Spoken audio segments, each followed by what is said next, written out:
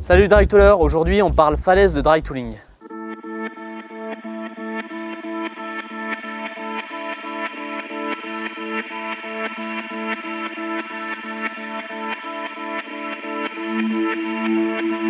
On fait du dry tooling sur des falaises vraiment ingrimpables à main nue.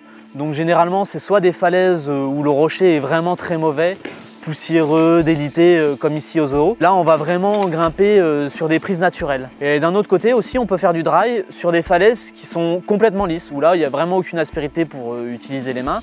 Et là on va faire des trous dans le rocher. Donc ça va être essentiellement de la grimpe sur des trous forés.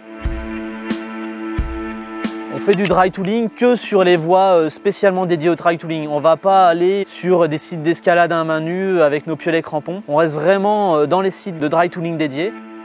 Tous les dry toolers sont des grimpeurs avant tout, mais pour autant on ne peut pas mélanger les deux disciplines sur un même site. Tout simplement parce que ça abîmerait le rocher qui est assez classe pour grimper à main nue.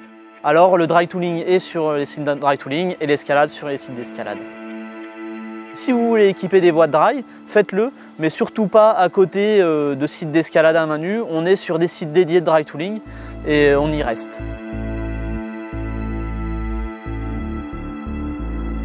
Il y a des sites un peu partout en France, mais les principaux sont autour de Grenoble, l'usine. Il y a aussi l'abattoir dans le Vercors. Et ensuite, si on remonte un peu plus au nord, on a vers Albertville le fameux site du Sanglier. Ensuite, vers Annecy, on a le super site de Quintal. Après, là où on est au zoo, vers Salanches. Et également, il y a des sites super intéressants en Suisse, vers Grand Montana, qui s'appelle le Trou du Jour, le site avec plein de voies dures qui est Ptingel, vraiment au nord de la Suisse, vers Bâle.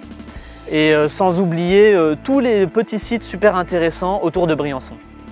Vous pouvez retrouver la plupart de ces topos sur le site de l'association Dry Tooling Style.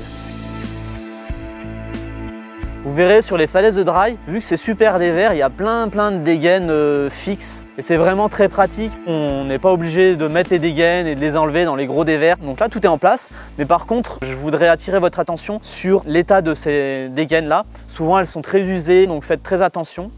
Si vous avez des vieilles dégaines, apportez-les, changez-les, prenez une clé, changez les maillons, ça sera super classe. En même temps, si vous voyez des trous qui sont cassés ou des prises qui sont plus du tout marquées, allez-y, vous mettez un petit coup de perfo dans les trous qui sont déjà taillés et remettez un petit coup de craie parce qu'un trou foré, c'est vraiment pas évident à voir. Vraiment un trait très discret, vraiment pour voir où est le trou, pas besoin d'un gros trait de peinture. Et pour cela, vous pouvez aussi adhérer à l'association DTS qui permet d'entretenir et d'équiper sans arrêt des nouvelles voies. C'est vraiment super cool pour le développement du dry.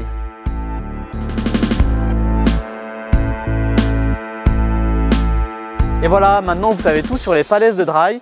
Et dans le prochain épisode, on verra comment faire du dry tooling. Et en attendant, bourrinez bien!